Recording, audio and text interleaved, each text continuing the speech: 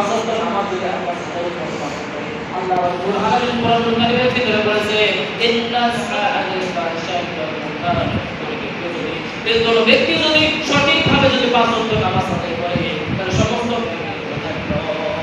আজ আমরা হয়তো বলতে পারি হুজুর একজন মানুষ পাঁচ ওয়াক্ত নামাজ আদায় করতেছে, তারপরেও যদি অন্যায় করে ঘুষ খায়, তারপরেও যদি ছেলে ব্যবসার সাথে যুক্ত হয়, তাহলে আল্লাহর এই কথার সাথে মিলবে না।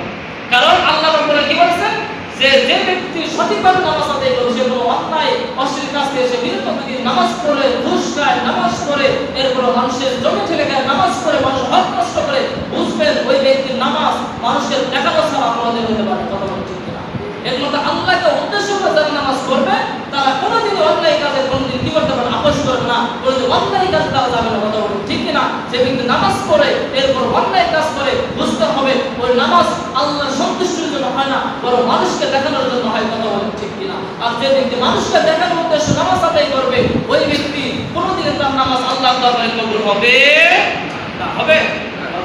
এজন্য আল্লাহর যে হুকুম আহকামগুলো রয়েছে এগুলো আমাদের সকলকে কি করতে হবে? আমাদেরকে মেনে চলতে হবে।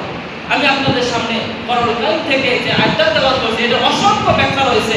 আমি আপনাদের ছোট্ট একটা হাদিস তেলাওয়াত করেছি। সেই হাদিসটা কি? বাল্লিগু আনি ওয়ায়া। কারণ আল্লাহ নবী বলেছে একটা আয়াতও তুমি জানো সেটা তুমি অপরের কাছে কি করে দাও?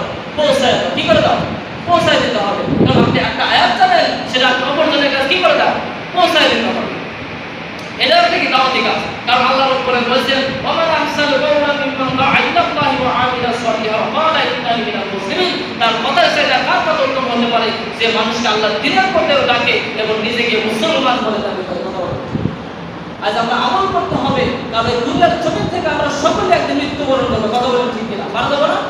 কুল্লু নাফসিন যায়কাতুল মাউত। এখন একজন মানুষ বলেন তো হুজুর আমি আজীবন বেঁচে থাকবো, আছেন কেউ আজীবন বেঁচে থাকবেন?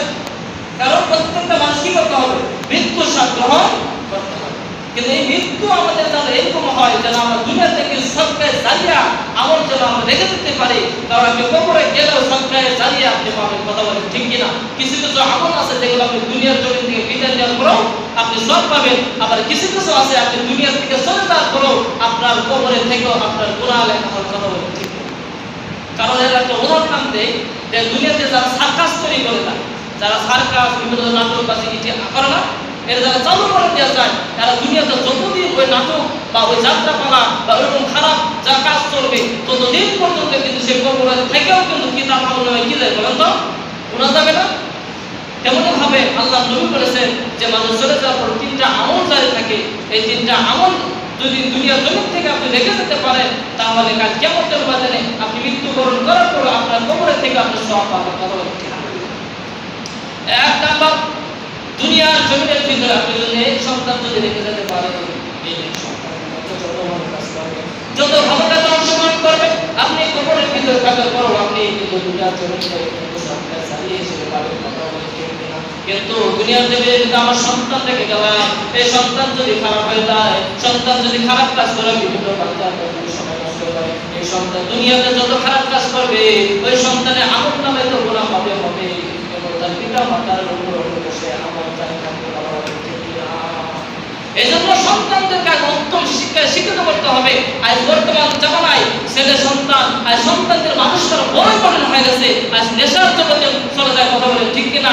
আমি দেখি অল্প অল্প ছেলে পেলে ক্লাস 5-6 এ ওঠে নাই এই সমস্ত ছেলে পেলেরা বিড়ি খায়। কথা বলে ঠিক না? আছে না নাই? আপনাদের কি আছে? সব এলাকায় কিন্তু আছে। এই সন্তানদেরকে আপনি ভালো পাবেন কিভাবে? আর সমাজের ভিতরে এলাকার ভিতরে দেখবেন অনেক আছে, অনেক ছেলেপেলে আছে বিভিন্ন জায়গায় যারা কোরআনের দিকে থাকে, যারা ভালো কাজের দিকে থাকে। এদের সাথে যদি আপনার সন্তানকে যদি দিতে পারেন তাহলে আপনার সন্তানকে কোনো টেনশন করা লাগবে না। কথা বলে ঠিক কিনা? কিন্তু আজ আমরা সন্তান ভালো কাজ আমরা দিতে চাই না। আর আমরা ভালো কাজ দিলে ওই ব্যবহার সাথে গেলে ধরে পুলিশ ধরবে, আল্লাহ হবে মান্না হবে। আপনি কেন ভয় করেন? আপনি পুলিশের ভয় করতেছেন, আজরাইল যখন আপনার সামনে চলে আসবে সেদিন আপনি কি করবেন বলেন? কিছু করতে পারবেন? কারণ আপনার সন্তানকে আপনি পুলিশের ভয়ে বা এর ভয়ে আপনি ভালো জায়গায় দিলেন না, ভালো ছেলেমেয়েদের সাথে দিলেন না, কিন্তু আপনার সামনে আজরাইল চলে আসবে, আপনার সন্তান নষ্ট পথে যখন চলে যাবে সেই দিন কিন্তু আপনারা পার পাবেন। বলেন পার পাবেন? পারবেন। এজন্য সন্তানকে উত্তম শিক্ষা শিক্ষিত করার পাশাপাশি আজ তো পড়াশোনা ঠিক হয়, মাদ্রাসা পড়াশোনা হয়, স্কুলে পড়াশোনা হয়, তারপরে কেন ছেলে পেলে